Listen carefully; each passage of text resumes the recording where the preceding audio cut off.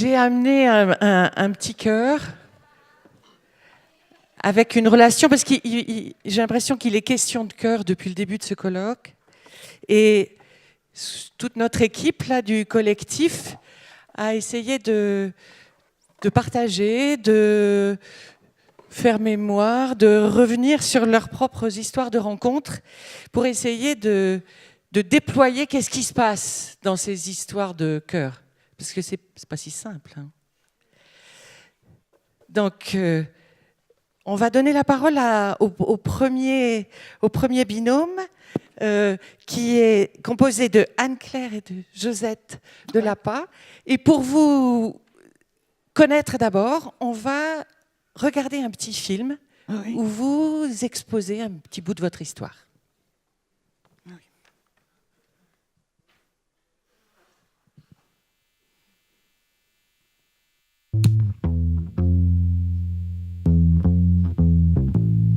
Alors moi, je me prénomme Josette et je suis à l'association pour l'amitié rue de Lourmel dans le 15e depuis 2 ans. J'avais pas de logement, j'ai même été un petit peu dans la rue. Moi, je suis arrivée il y a 4 mois et demi dans cette coloc à Lourmel. J'arrivais à Paris, je viens de signer mon premier emploi et j'avais envie de rejoindre une coloc qui soit pleine de vie, pleine d'émotions, pleine de rencontres. Anne-Claire, elle est disponible, elle est souriante, elle est gentille, elle est sympathique. Et c'est ce mélange de personnes qui ont un travail, qui ont une stabilité, puis des personnes qui viennent, qui ont passé des années dans la rue et qui sont complètement cassées. C'est ce qui fait la richesse de Lapa. Il y a toujours du monde qui arrive, des gens qui frappent à la porte, des gens qui cuisinent, on sent des odeurs, des gens qui font de la musique, on entend de la musique. Puis il y a plusieurs cultures aussi, donc on apprend à vivre avec des gens plus âgés, des gens plus jeunes, des gens qui ont des habitudes culturelles différentes. Et puis Josette fait des gâteaux pour tout le monde. Oui, moi j'adore faire la cuisine, mais seulement on me reproche que ça fait grossir, oui. Et puis on me dit, oui, toi aussi, t'as grossi, il faut faire attention. Vivre ensemble, c'est pas facile. Il faut donner beaucoup de soi, il faut apprendre justement à vivre ensemble. Il faut se respecter les uns les autres. Être attentif. Oui, attentif aux autres, et puis les accepter comme ils sont, parce qu'avec leurs défauts, leurs qualités. Moi aussi, j'ai des défauts, des qualités. Il faut s'accepter les uns les autres, sinon la vie en communauté est impossible. Moi, je trouve que c'est une très belle association. Hein. Je parle à mon nom. Hein. Moi, j'aime bien le concept de cette association, quoi. Oui, c'est une famille. Une grande famille. Oui, une grande famille. Hein.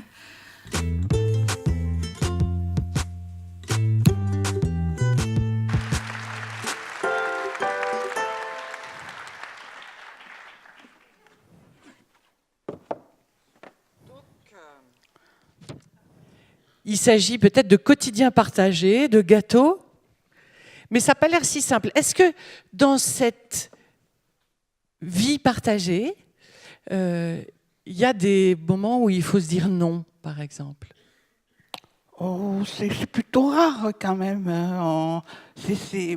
On dit que c'est plus difficile de dire non que oui.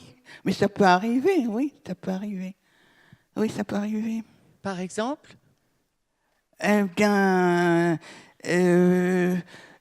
si, par exemple, si on n'est pas obligé d'être toujours d'accord avec les autres, hein, c'est vrai, voilà. Anne-Claire, vous auriez quelque chose à partager? Oui, en fait, déjà, nous, la relation aidant-aidé, je crois que c'est pas tout à fait nous. Et donc évidemment qu'on peut se dire non parce qu'on vit ensemble dans le quotidien.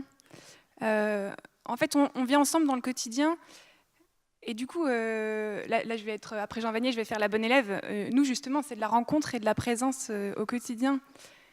Et donc, en permanence, on va se laisser toucher les uns par les autres. Et du coup, l'aide ou la relation d'entraide, elle naît spontanément, elle jaillit spontanément de, bah oui, quand le cœur est ouvert et qu'on se laisse toucher par quelqu'un qu'on voit tous les jours et qui a besoin de quelque chose, mais naturellement, on va faire ce que la personne a besoin, si on est disponible à ce moment-là. Parce que, en fait, En fait, ce qui est merveilleux à la passe, c'est de découvrir que j'ai l'impression que l'être humain a en lui cette capacité naturelle, ce réflexe naturel d'entraide quand il a le cœur disponible. Ça ne veut pas dire qu'on est tout le temps disponible, mais je sens que l'entraide jaillit spontanément sans se poser de questions et très naturellement. Si on sent que la personne qui, dans notre quotidien, est à côté de nous, exprime un besoin. Donc ça peut être Josette qui a un besoin, ça peut être moi qui ai un besoin, ça peut être quelque chose de physique. Est-ce que tu peux m'attraper le balai parce que je ne peux pas me baisser? Ça peut être quelque chose de... Est-ce que tu trouves que mon pull il me va bien parce que là j'ai un entretien? Et ça se fait très très naturellement et on peut dire oui, on peut dire non parce que sinon ce serait trop fatigant. C'est le quotidien, c'est notre vie. Merci beaucoup. On va donner la parole à un deuxième binôme, à Katia et Richard, des apprentis d'Auteuil. Et même règle du jeu, on va regarder votre film et puis ensuite j'aurai une question à vous poser.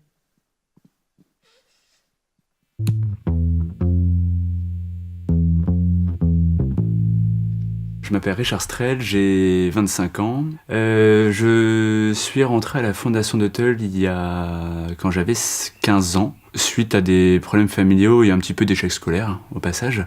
Et c'est à ce moment-là que j'ai rencontré Katia. Au bout d'un an passé à la Fondation d'Auteuil, c'était mon éducatrice référente. La relation commence pas forcément simplement, dans le sens où c'est une personne qu'on découvre, qui apparaît dans notre vie. On est un étranger pour le jeune qui arrive, en plus dans des difficultés, dans un chaos un petit peu. Hein. Pour qu'une relation s'installe réellement, il faut avoir confiance et s'ouvrir à l'autre.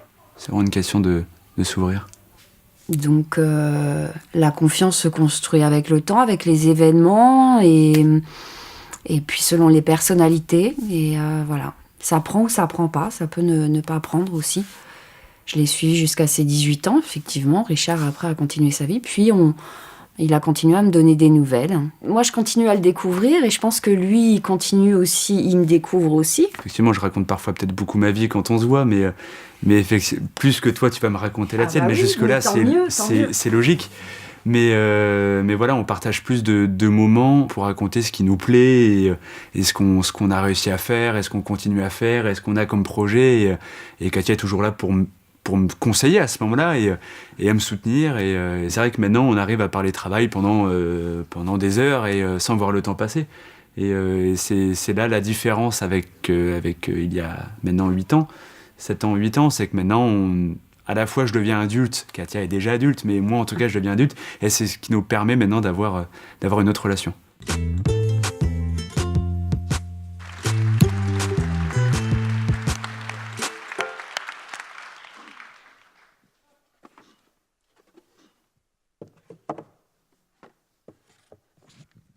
Manifestement, le temps est un paramètre important dans votre histoire. À la fois le temps passé, le temps de votre relation, et puis le temps que vous passez à discuter ensemble. Est-ce que vous auriez quand même des choses à nous dire sur des moments clés dans votre histoire ?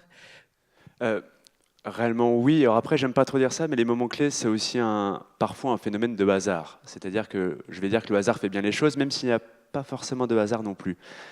Dans notre relation, en tout cas avec moi et Katia, au début, on était dans un contrat, en fin de compte. C'est-à-dire que moi, j'étais l'aidé et Katia était la personne qui m'aidait et moi, j'étais l'aidant. Non, plutôt l'inverse. T'étais l'aidant et moi, j'étais l'aidé. À la fin, on ne sait plus, on se perd. Et c'est justement sous ce contrat-là, encore une fois, c'est une étrangère et on n'a pas forcément envie d'être aidé à ce moment-là.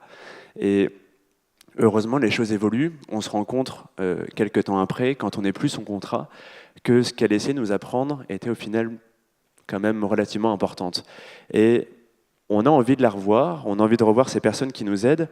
Et les phénomènes de vie, hein, le hasard, parfois c'est moi aussi qui ai voulu la revoir, mais encore une fois, hors contrat, et on s'est revus. Alors...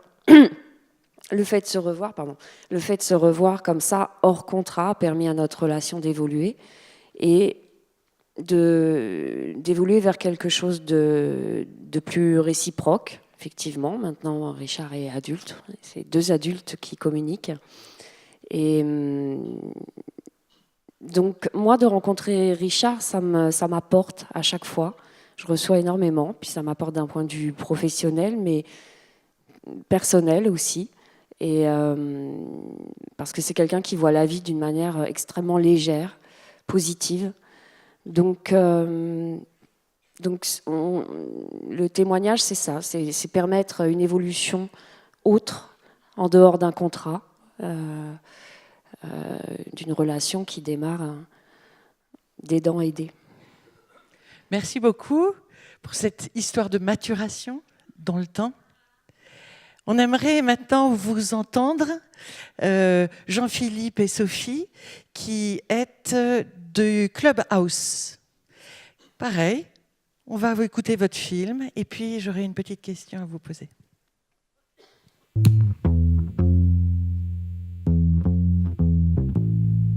Jean-Philippe est le directeur du Clubhouse Paris, donc une association qui s'occupe de la réinsertion sociale et professionnelle de personnes qui ont des troubles psychiques graves. Donc c'est le directeur, mais en même temps au Clubhouse on a une relation très proche entre aidant et aidé. Et Sophie, donc qui effectivement que j'ai rencontrée il y a 3 ans quand elle est arrivée au Clubhouse. Et c'est vrai qu'elle est arrivée au Clubhouse en disant c'est simple, moi je ne sais plus rien faire.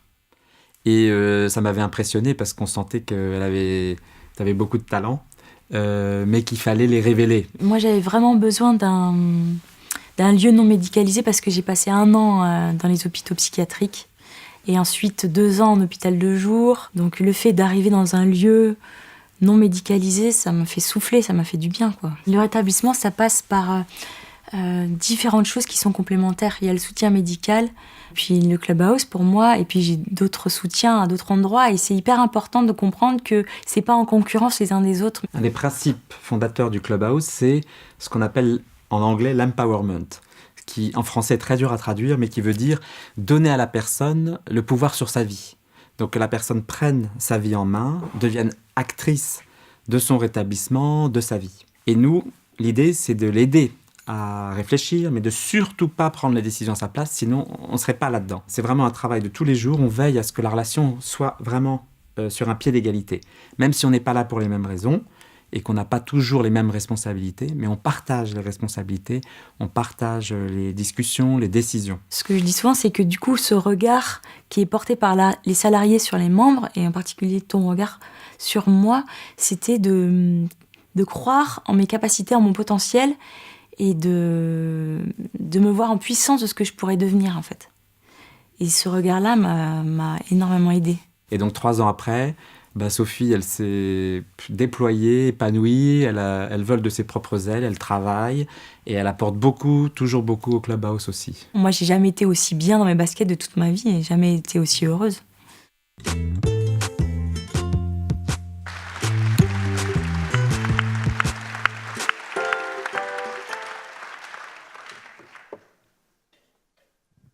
Alors, ça devient un peu petit pour les gens du fond, c'est peut-être compliqué, mais vous êtes arrivé à faire rentrer un tandem dans un chœur, ce qui est quand même champion du monde.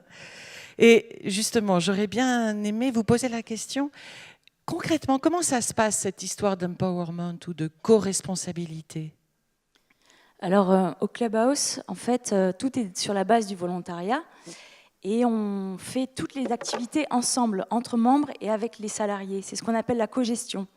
Ça veut dire qu'on gère en commun un lieu de vie et on s'occupe de différentes tâches comme le standard, l'accueil, les repas, la newsletter, etc. Et donc, l'image du tandem est bonne, mais c'est pas toujours Jean-Philippe qui est à l'arrière du vélo. Parfois, c'est juste, on est entre membres, on est en binôme, en fait. Mais les staffs sont là pour nous aider, en fait. Ils sont exprès en sous-effectif pour que ce soit les membres, en fait, qui s'engagent et qui fassent vivre le lieu au maximum. Oui, c'est tout à fait ça. Et non seulement on fait les choses ensemble, mais en plus on décide ensemble. Alors je vais juste prendre un petit exemple qui est quand on recrute au Clubhouse. Les recrutements, tous les entretiens se font entre des membres avec des membres et des salariés. Et moi, je dois vous avouer qu'il y a des personnes que spontanément j'aurais envie d'embaucher et les membres me disent non, ça va pas être possible, on sent pas, il n'y a pas la présence, il n'y a pas le fit.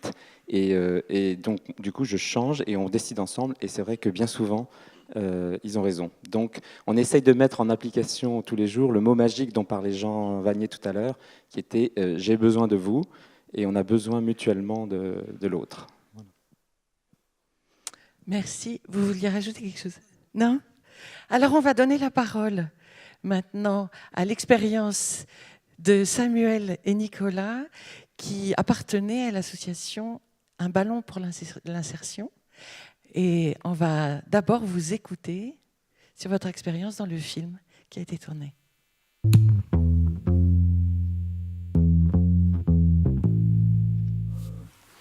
Je m'appelle Samuel. Et moi, Nicolas. Donc, on se connaît depuis longtemps. 21 ans. 21 ans. Vas-y, comment est-ce qu'on s'est connus? On s'est connus au Secours catholique à l'accueil de rue. Par un beau hasard, on s'est croisés. Voilà, on s'est croisés, on s'est vus, on s'est perdu de vue, on s'est retrouvés. Là. Au fil du temps, c'est devenu une amitié qui s'est faite toute seule, sans chercher à ce qu'elle se fasse. C'est naturel. Alors, en fait, il y a même eu une période où Samuel a quitté le trottoir, enfin il a disparu, puis moi je ne sais pas où il était passé. Puis un beau jour, pof, on s'est retrouvés sur un coin de trottoir. Et alors ce qu'il y a d'amusant, c'est que en se revoyant, c'était comme si on s'était vu la veille. Donc c'était une relation qui en effet avait changé de nature, qui d'une relation quand même accueillant était passée une relation vraiment amicale. Parce qu'on sait qui est l'un, qui est l'autre, et la relation, elle est vraie. Il se trouve que moi, je suis président d'une association qui s'appelle Un ballon pour l'insertion.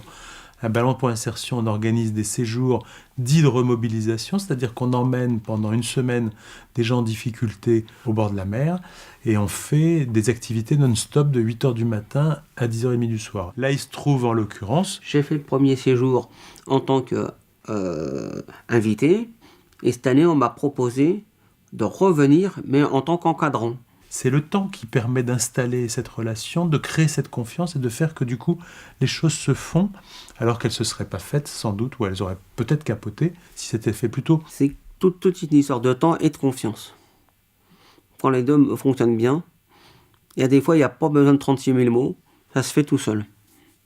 Et c'est là que c'est intéressant.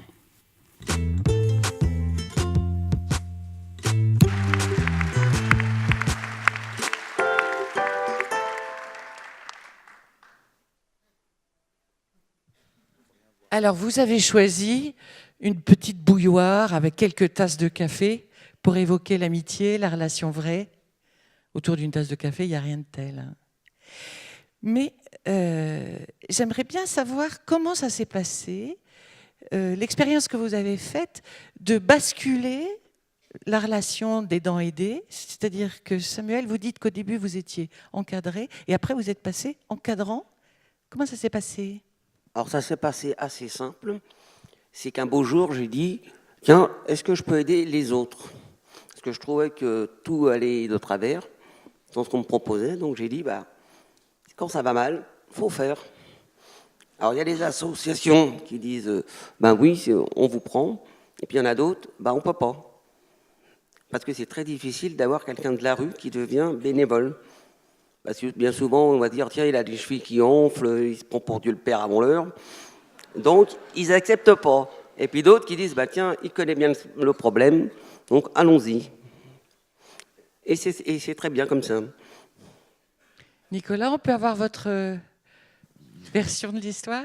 Oui, c'est ça. C'est dans deux cadres différents. D'une part, au Secours catholique, effectivement, durant les cafés, et puis aussi au ballon pour l'insertion. Alors, je vous engage tous à aller sur le stand. Vous verrez comme ça ce qu'on y fait. C'est très intéressant. Et l'idée du ballon pour l'insertion, enfin, il y en a plein, mais dans notre activité, c'est que quand on emmène des gens en séjour, les gens de l'association partenaire viennent aussi.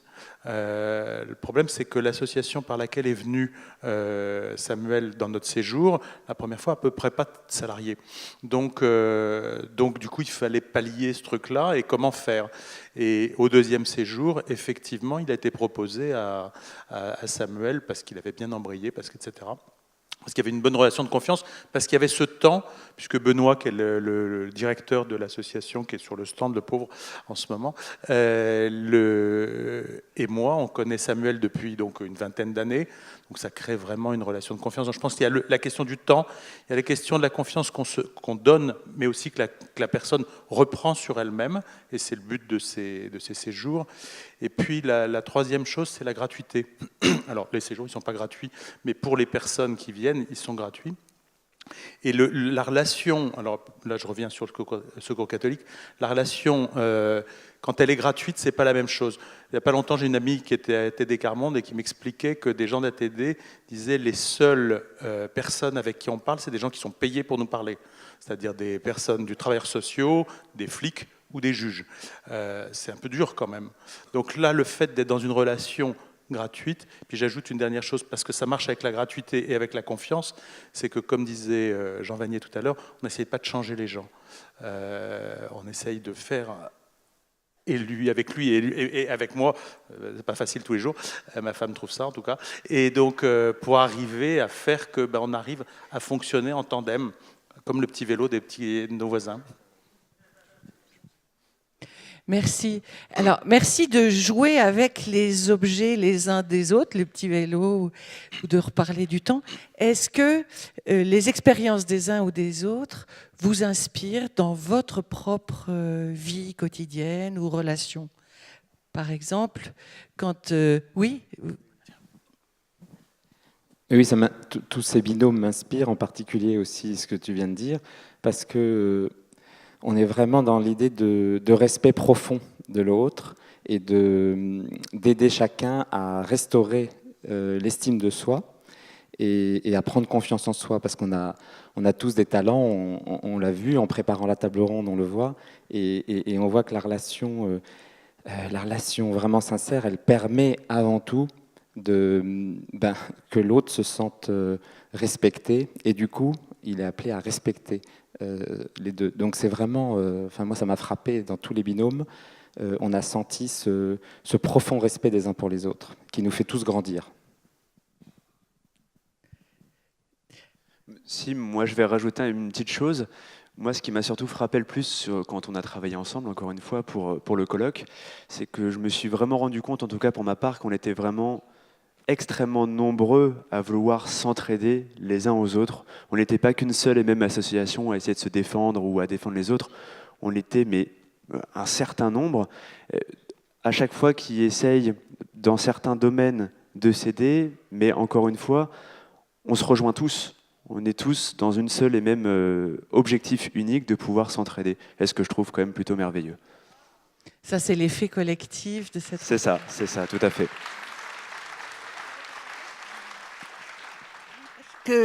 Hier, j'ai été dans le stand d'un ballon pour l'insertion. J'ai regardé la vidéo et j'ai été impressionnée par tout ce qui se faisait, les relations. C'est beaucoup d'amour, beaucoup. J'ai été impressionnée par les voyages qu'ils font, ils vont à la mer, ils vont à la campagne. Et puis, ils font du yoga aussi, des activités physiques, culturelles, ils partagent tout. Et c'est beaucoup... C'est parce que c'est des personnes qui sont cassées, qui ont des graves problèmes, et ils font tout pour les réinsérer dans la vie sociale. Oui, alors j'ai trouvé ça très beau, je suis très émue. Oui, très émue. Merci. Merci, c'est très gentil. Je crois que vous n'avez plus besoin d'aller sur le stand, finalement, elle a tout dit, Josette. Non, vous pouvez comme y aller. J'aurais une question à vous poser. Souvent, on aurait le sentiment que c'est la personne qui aide qui va être responsable d'aider et de ce qui va se passer. Or, il semblerait que votre expérience renverse un peu cette chose-là et que la responsabilité, elle est vraiment au sein de chacun, qu'on soit aidé ou aidant. Est-ce que ça vous inspire Oui, moi, je suis impressionné parce qu'au Clubhouse, bien sûr, il y a l'idée de... les permanents sont là pour accompagner, mais en fait, il se trouve que bien souvent, ce sont les membres qui aussi font énormément avancer les permanents. Et puis, la méthode, mais on le voit, repose sur l'entraide. L'entraide entre deux membres qui prend bien souvent le relais et c'est au moins aussi important, si ce n'est beaucoup plus important, que la relation aidant-aidé. En fait, les aidés, et Samuel en est un grand exemple, les aidés sont des aidants. Voilà, et on le vit au quotidien, c'est évident. Une envie de rajouter quelque chose à ça? Ouais, quelque chose d'un peu plus large sur la responsabilité. J'ai l'impression, et c'est ce qu'on a découvert ensemble, mais c'est même le sujet du week-end, c'est que on est tous responsables des gens autour de nous. Ou alors, ce serait une belle utopie que de rechercher à se sentir responsable des gens qu'on croise en permanence.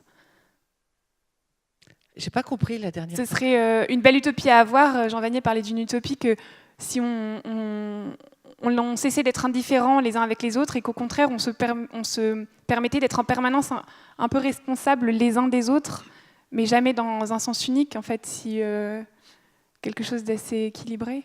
Donc vous nous invitez à nous sentir partie prenante de cette utopie, d'être responsables les uns des autres. Du coup, ça va peut-être donner l'élan pour la dernière partie de notre table ronde. J'aimerais savoir, si je vous donne la parole à chacun, est-ce que vous auriez envie de donner un conseil aux membres de notre assemblée, de ce colloque? Oui, alors, comme conseil, il faut mettre de l'humanité au cœur de toutes nos situations pour qu'on puisse avancer. Merci. Oui, alors je voudrais rebondir sur Anne-Claire, enfin sur ce que dit Anne-Claire. Bon, excusez-moi. Non, sur l'idée responsable, oui, je ne sais pas si je le dirais exactement comme ça, parce que dit comme ça, j'ai un peu peur qu'on pense qu'on a une responsabilité sur un peu hiérarchique quoi, sur l'autre, et qu'on a un regard un peu sur l'autre, mais qu'on ait un regard, oui, mais que ce regard devienne hiérarchique, qu'il devienne une façon d'essayer de le changer, ça je ne crois pas du tout. Je crois qu'au contraire, on est responsable parce qu'on ne peut pas laisser les choses, comme disait Jean Vanier, enfin, les pauvres, les riches, les bidonvilles et les autres, oui, mais après, dans toutes les relations qu'on a eues, je ne sais pas où est la responsabilité, je ne sais pas comment ça se passe, et à vrai dire, je m'en fiche. Ce que je pense qu'il faut, c'est de ne pas être indifférent. C'est plutôt ça, ne pas être indifférent, créer une relation, et puis que progressivement, cette relation, pas avec tout le monde, parce que ce n'est pas possible, mais devienne une relation d'amitié. Et je pense que c'est que comme ça qu'on y arrive. Et dans l'histoire de Samuel, ce qui est important aussi, et je reviens aussi sur ce que disait Richard, c'est la diversité des intervenants, parce que Samuel, on s'est croisé beaucoup par le Ballon pour l'insertion, mais aussi par le Secours catholique, mais il intervient dans plein d'autres endroits, notamment Cœur du 5, qui est l'association avec laquelle il est parti dans ce séjour.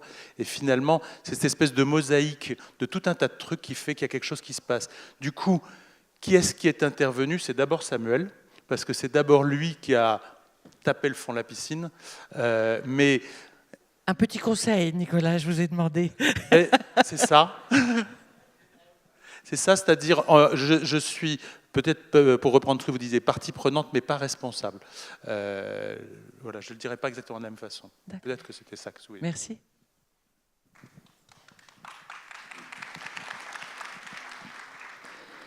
Moi, j'ai envie de dire que les autres, l'autre me rend meilleur, et c'est souvent grâce à sa fragilité et au fait de me solliciter. Et du coup, la fragilité de l'autre, souvent, je me constate qu'elle me permet d'être fragile aussi. Et du coup, j'ai envie de me dire et de nous dire... aimons la fragilité, apprécions la fragilité des autres et la sienne et la nôtre, et apprenons à demander de l'aide. Voilà.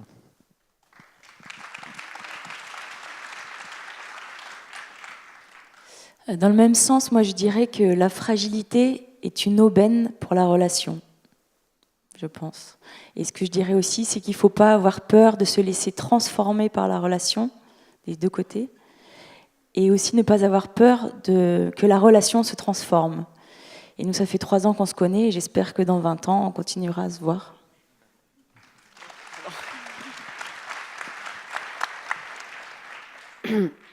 Moi, j'ai envie de donner comme message d'être ouvert à la réciprocité, curieux et avoir envie de partager. Voilà. Moi, je vais faire un petit peu plus court. Juste pour être aidé ou pour aider, tout simplement, je pense qu'il faut d'abord être apte à recevoir.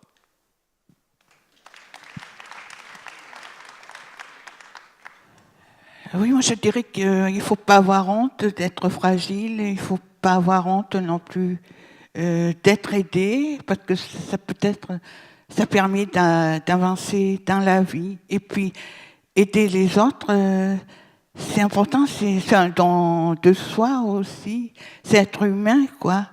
Voilà. Et puis, si on aime, hier on m'a dit de choisir dans un magazine, qu'est-ce que tu veux mettre pour ton association? Alors j'ai choisi, pour aimer les autres, il faut d'abord s'aimer soi-même.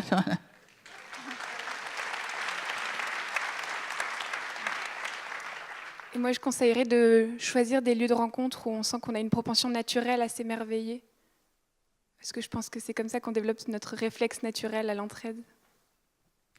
Merci. Et si j'avais un conseil à donner, ça serait prenez le risque de participer à des rencontres comme celles qu'on a eues lors de notre collectif.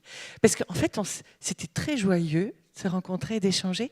Et d'ailleurs, il y a la preuve par l'image dans le petit film de conclusion de cette table ronde.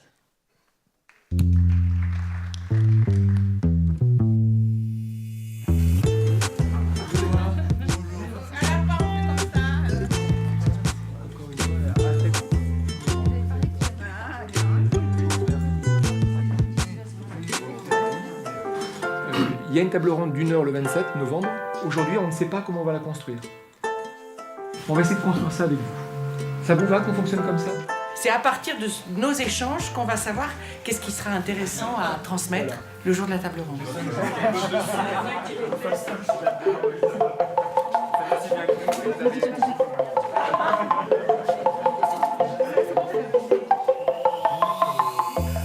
Alors, Nick, le secours catholique, le jardinier pour ses moustaches. On a un petit coup de barre en vache en toi, on rigole. Et mais C'est le regard qui porte. sur le handicap psychique. On a commencé. Mais vous êtes complètement fou. J'ai eu de la chance. Donc que de poissons, appel de phare, et moi j'ai essayé de l'interpeller. C'est la fin de la journée, hein. Et je trouvais qu'il y avait, voilà, il y a vraiment cette notion de complicité. Enfin, complicité C'est bien découvert.